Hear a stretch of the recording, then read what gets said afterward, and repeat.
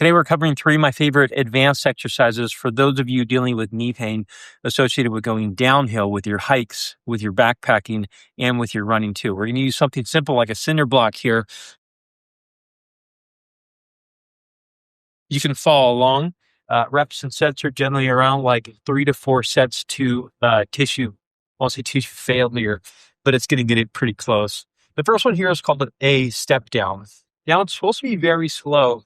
I remember going through some of the terrain that we would go through where there's a trail management has created steps like so. It's not like a sandy or a gravelly downhill. So you have to really almost slow it down to make sure you don't bang through it, okay? You go through enough of these things, you're going to realize your knee starts to really become tired. But ideally in this exercise, we want it in the quad here. So if we take a look at my back heel there, it's kind of elevating a little bit as I start to go down. And I'm just dabbing the floor, almost like I'm trying to put toe prints down onto the pad before I come up. So that's number 1. Number 2 here is a step up. That last one is a little bit more quad dominant. This one's going to be a little bit more hip dominant because I'm going to be leaning in. So this one, we're going to rock our body weight into the block and try to push the block down as we stand.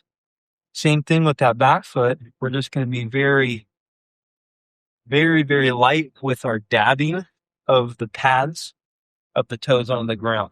Now, if this bothers your knee to do, there are endless ways to modify these exercises. This is just one of the ones that we can do, and it's reaching back further. What this does is it helps out with a little bit more hip aspect versus the knee aspect. If you look at my knee here, the closer I touch the block, the more knees over toes. Not a bad thing. It's just sometimes people's knees don't tolerate it. And the more I go back, the less it goes over the toes. So you're taking some of that shear force out of the knee if it's a really sensitive and rumpy knee. Now, if you guys aren't really loving these exercises because they're hard for you or they're too painful, remember, we do telehealth and we can curate some of these things for you as well. We're licensed in different states, or links at the bottom. The last one's a step down. Now, I'll just caution you on this is I'm stepping kind of off the side here because I know this block isn't going to flip. When you guys do it with blocks or things that are lighter or taller, sometimes they flip if you stand too far off to the side here, but it's pretty heavy. So I can go here and I'm going to do the same thing. And as you can see, I am leaning away to accomplish this. And I can go step 1, step 2, and step 3, and you just slowly control it, okay? Now we can add one of those other variables that I mentioned here, okay? And I'll show you from the side.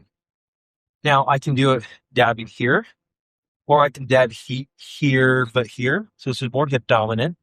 And we're kind of going off to like one of these lines to the side here to accomplish the same movement. Now, I know when I end up going down and my knees are getting kind of beat up by going this way, sometimes I change.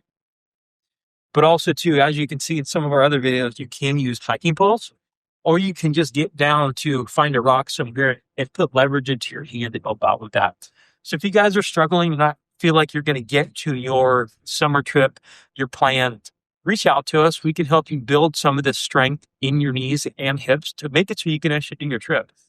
We have telehealth options. Our link is at the bottom. Now, here's a pro tip. If no one's looked at your hip or your ankle foot area associated to your knee pain and you're still dealing with this problem, you need to get them looked at.